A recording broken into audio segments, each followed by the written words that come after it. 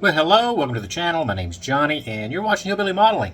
So this is going to be part 3 of our ICM Standard B Liberty Series 2 World War I US Army Truck in the 1/35th scale there. We're going to pick up where, well, sort of where we left off in the last video. We had started working on the truck bed. We'll get back to that, but there's a couple little things that I think we need to go ahead and get straightened out. Mainly the supports for our grill or our radiator guard. I keep calling it a grill guard. There's no grill. It is the grill. So we got to take and fix that. And then we're going to do some little modifications for the truck bed sides. Because of the way it's kind of molded there, we want to add something. So let's go ahead and jump down to the bench and get started with that. Alright, so I think the first thing I want to tackle is these bent supports here for our radiator guard. See if I can get that right. We'll go ahead and take that engine out that's been dry fit, and we'll set that aside. And so we really need to do something with these. One of them was broken off and I glued it back on, or cemented it back on. The other one, as you can see, came out of the package bent. For this model, they really shouldn't be bent. So what we're going to do is use some To Me Extra Thin here, just to coat the outside of the strut or support, and that'll help soften up that polystyrene plastic for us. And then we'll just go ahead and take our tweezers and kind of give it a little bend there. Now, this particular plastic is it's pretty flexy, so we're going to have to kind of overbend it a little bit there. We want this little end of it there to meet up to our radiator guard. And so with just a little bit of To Me Extra Thin, we should be able to set this and get it to stick. So without, cementing my fingers to this thing, we'll just hold it into place until it grabs. And that should just about do it. That looks pretty good, and it's fairly straight. And we'll do the same thing with the opposite side. I'll just go ahead and put some To Me Extra Thin on it there, and that way we can get that little bend out of it, and we'll cement it right to our radiator guard. If I remember what I'm talking about here. There we go. Once that grabs, you can let go of it. And it just takes a few seconds, and that looks pretty good. All right, so let's go ahead and take a little look here at a reference photo. You can see the canvas over the bed there has these ropes that goes down the side. And we're going to try to replicate that as best we can with a combination of a couple of modifications to try to get us some rope on there. So as we can see here on the side of the bed sides, it makes more sense, doesn't it? It does have these little molded in pieces here that are supposed to represent our hooks that holds our rope. So we're just going to take a piece of thread here, and I'll kind of show you what we're thinking. As you can see, it's not really going to grab too well. I mean, you can not modify anything and super glue it into place, with CA glue. But I think we need to make those into kind of real hooks, kind of put a notch in it to grab and hold our rope.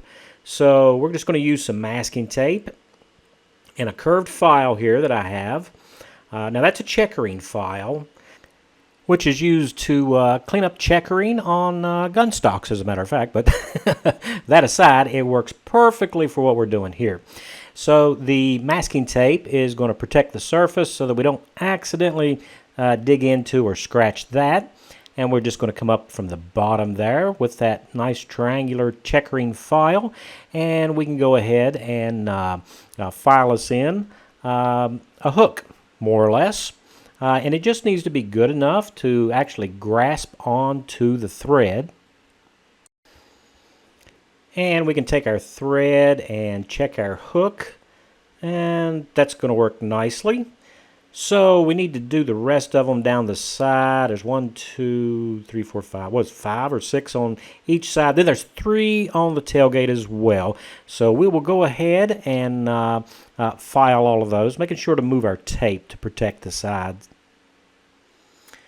Now, once we get all of our little hooks filed, so we'll just go ahead and use a little bit of To Me Extra Thin there, kind of clean those up a little bit, and this will help smooth out that plastic.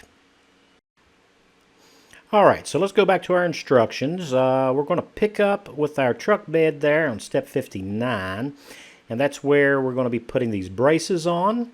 And these 3 braces here are the same versus the very last ones. They're different. So we have 6 of the same and 2 of the other. For the one side, you can see they got the small pins. And then the one that goes next to the tailgate has large pins. So that's how you can kind of keep them from getting all mixed up. I know you got to cut them off the sprues and clean them up. So just a quick look and you can see that where they're going to go.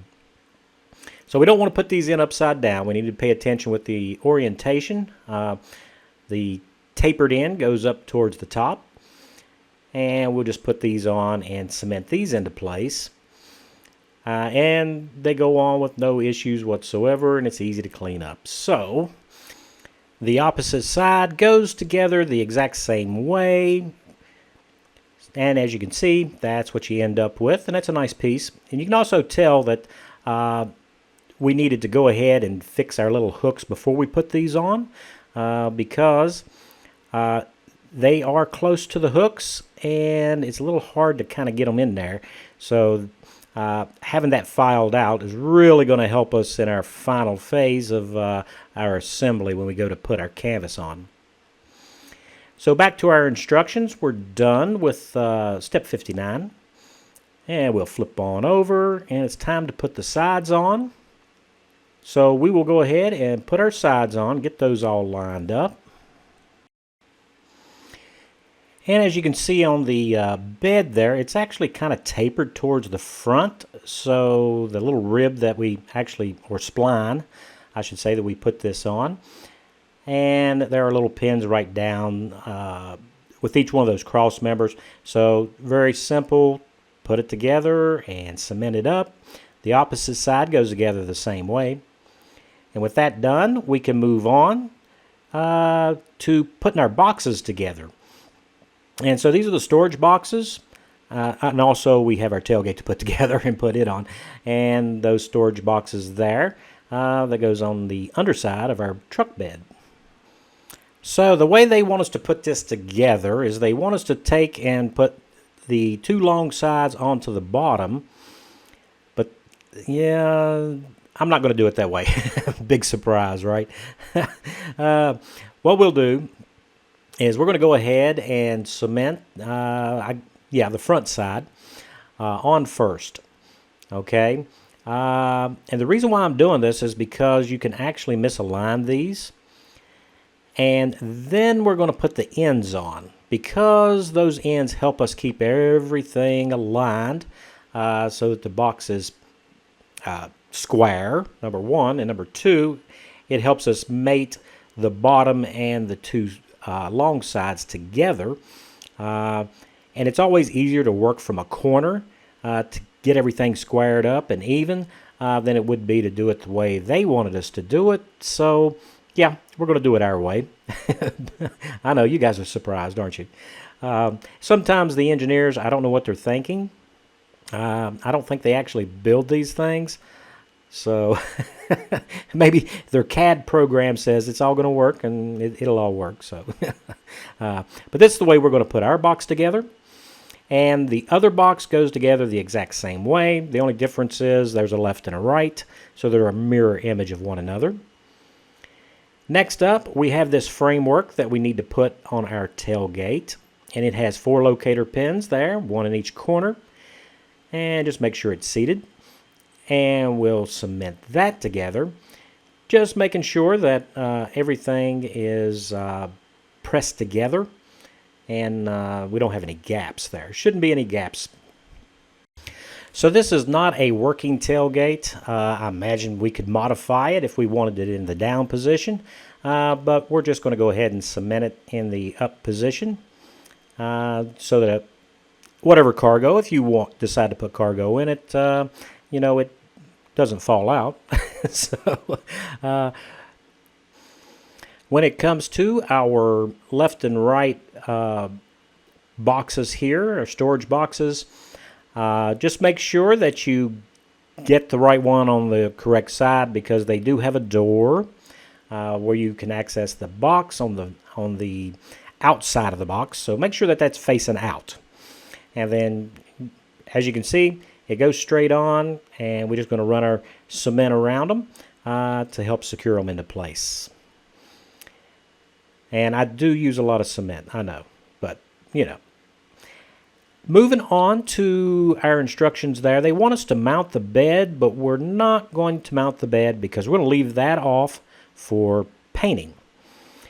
So we're going to move on to our lights. Now this is the spotlight that goes up on the front of the cab there, and then a horn, and then they also want us to put a steering wheel in, but we will leave that steering wheel out.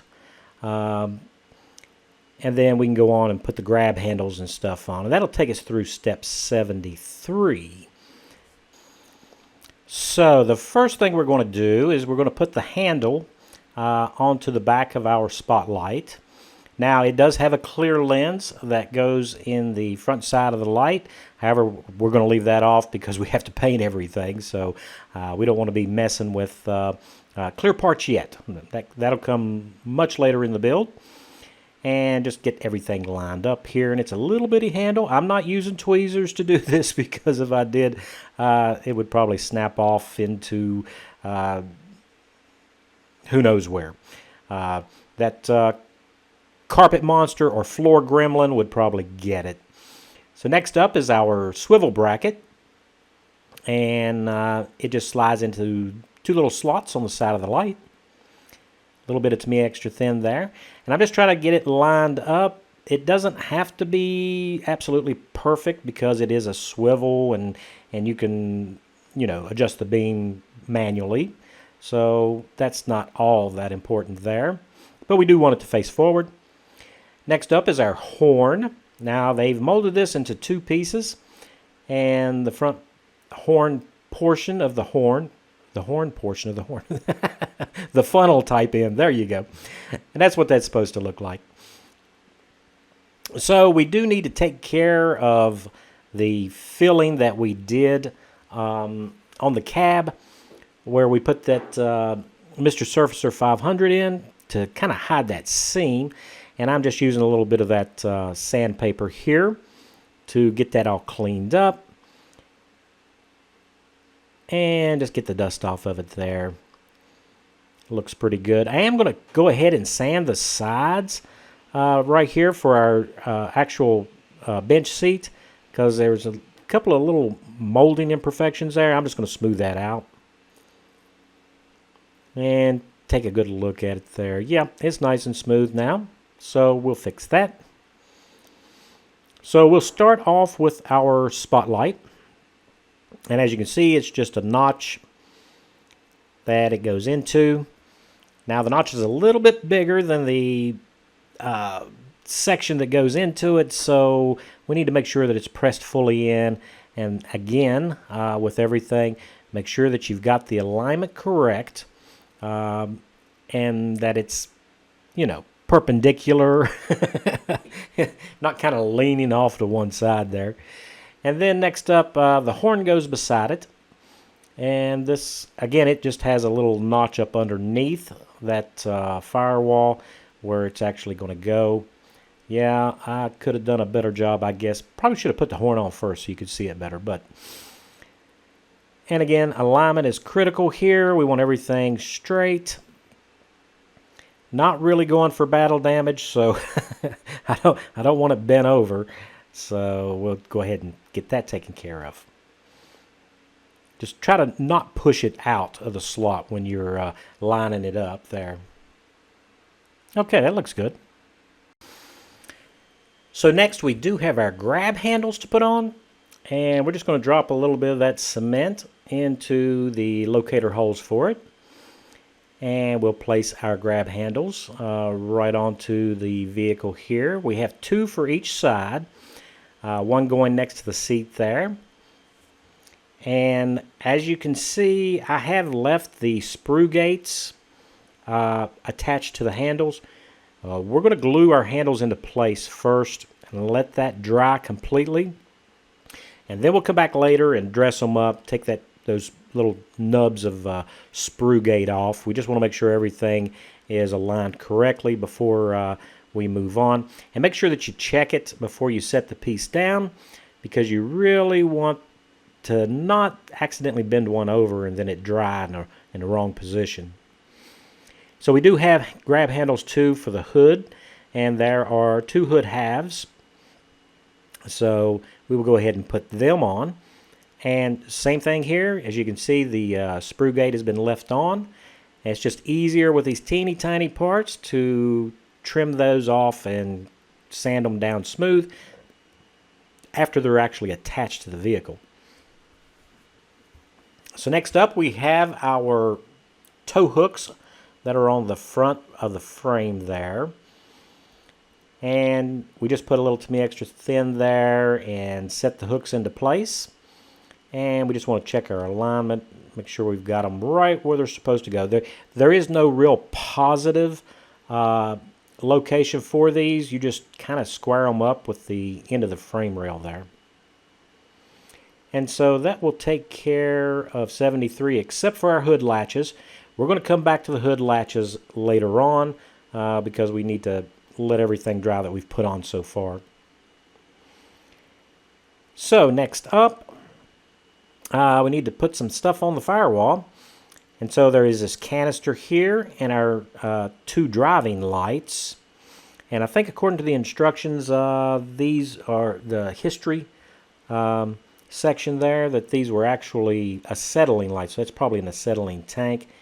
And then as you can see, all the little handles and stuff and the hooks. We've already taken care of those on the cab and the hood, so we're not going to worry about that. So we've got this canister or bottle to put together here, and I'm assuming that this is for the acetylene because on the Series 1 Liberty truck, they didn't have these. And I think they had oil type lanterns on them instead of the acetylene types. So anyway, we just got to cement these two halves together. Next up is the lights. And these lights are a little bit different than the Series 1, of course. But as you can see, right on the end where the light's actually supposed to come out, that's where the sprue gate is. So we're going to trim that off and flatten it out. So we need a nice flat surface there because we are going to drill it so that it actually looks like the type of lantern that was on there, rather than just a kind of blob of plastic. So we're going to give it just a little bit more detail here. So I am centering a hole there using the X-Acto knife, and then we can go ahead and drill ourselves a pilot hole into it there. Now the bits that I'm using are really sharp, so if you don't want them to dig in too deep, you actually got to hold back on that bit a little bit. And that's kind of tricky with these little bitty parts, but if we're careful, we can do it. So we get our starter hole, and I am going to drill it out just a little bit bigger. And yeah, this bit's really not working. As you can see, it's really digging in. So, and I got to pull away to help clear the hole. So I think the best thing to do is we'll just kind of go in with our X-Acto knife there, take those little burrs off that we put with that other bit, and we're going to jump into the regular drill twist type bits. I'm not sure what size I'm getting here. I think it's like a 47, but just kind of size it up with how big of a bevel that we want there.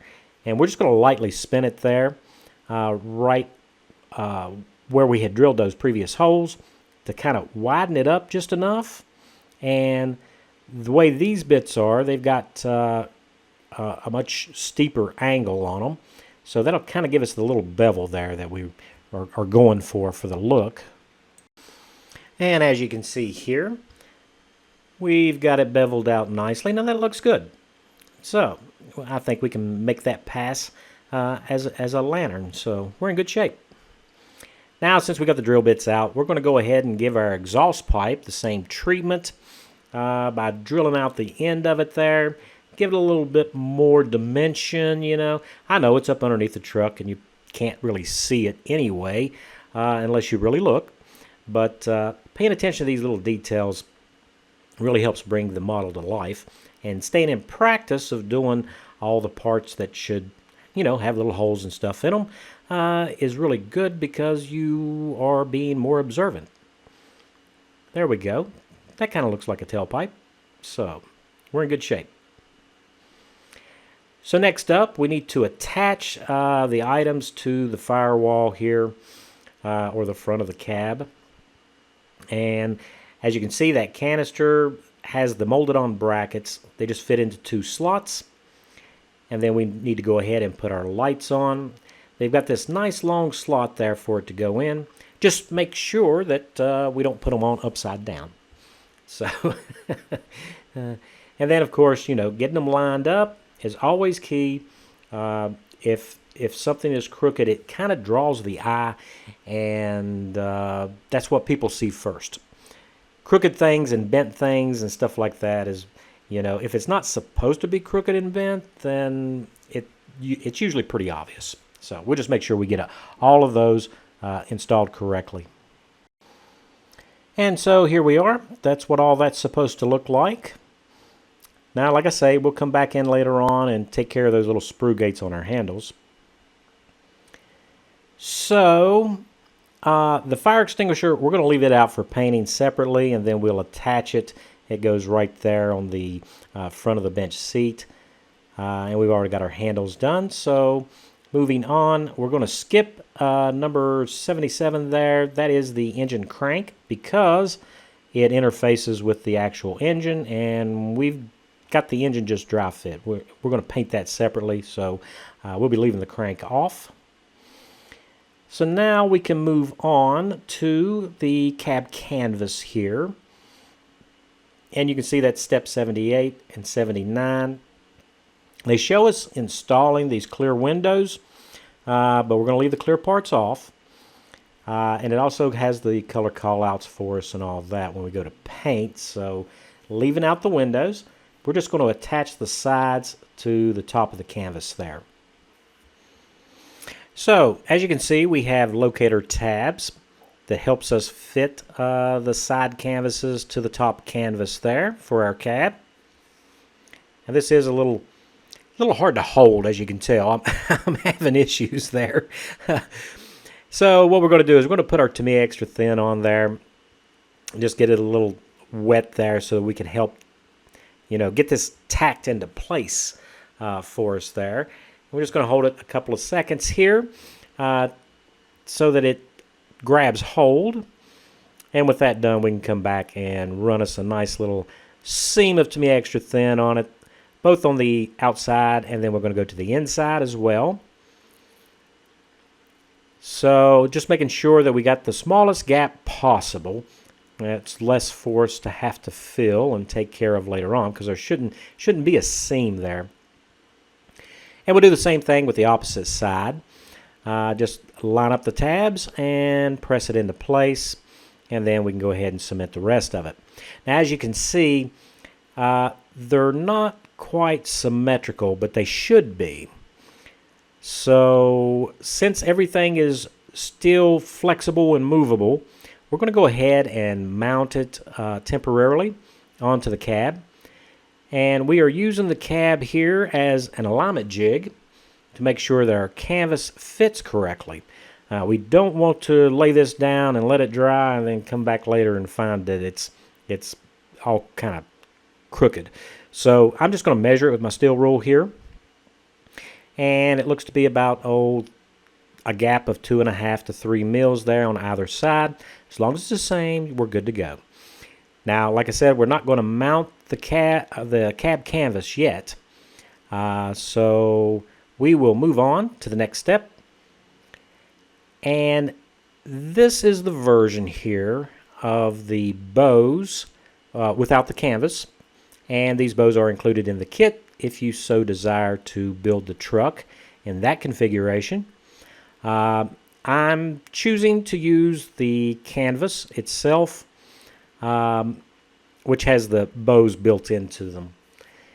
And so we will assemble that and fit that. And as you can see, that's it. So step 83 is the end of the manual. So let's go ahead and put our canvas together. So we have a front section for our canvas, and we do have a rear section of the canvas, the rear being the thinner one. And as you can see, they've got tabs on them there. So once we get the sides and the top together, these tabs are supposed to line up and help us locate those correctly. So moving on to the side. Now this is one of the side pieces. This is the right side of the canvas. And it has this little bowed out portion there. And it also has that rib that sits right on top of the truck bed there.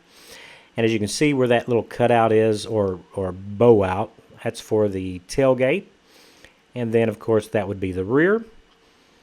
So when we go to join these, we just want to make sure that you've got the correct side. And the way they have done this, the front actually has a little curve on it.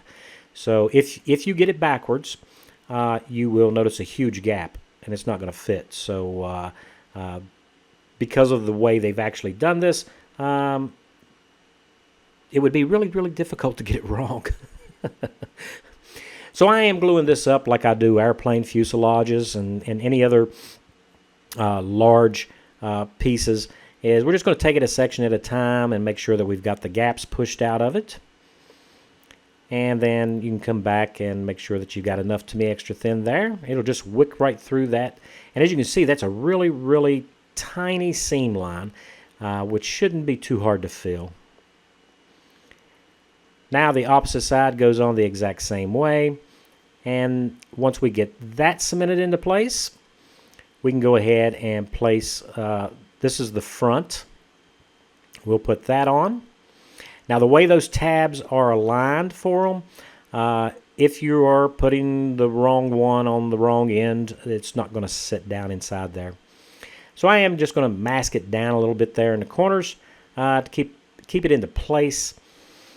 And we can go ahead and align the rear section here. Same thing. Now the rear actually fits better than the front. So but either way, we're still going to have that seam line to take care of. So we will just go ahead and secure this temporarily with masking tape so that it doesn't move on us. We got everything pulled in tight. And with that done, we can go ahead and use our To Me Extra Thin and cement these pieces. And we'll give it plenty of time to dry for us. So if we're happy with all that, we'll go ahead and remove our masking tape here that's holding everything together. We won't be needing that anymore.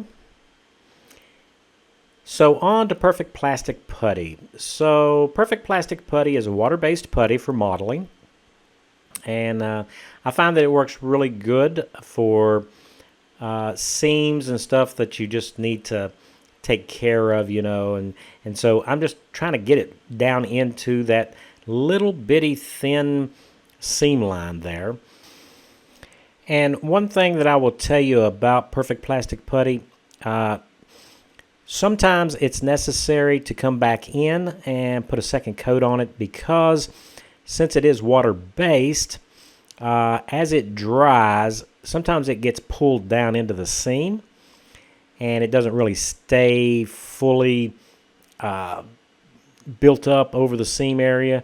So if we go to sand that, and you can actually see the seam line through the putty, then you don't have enough putty on it.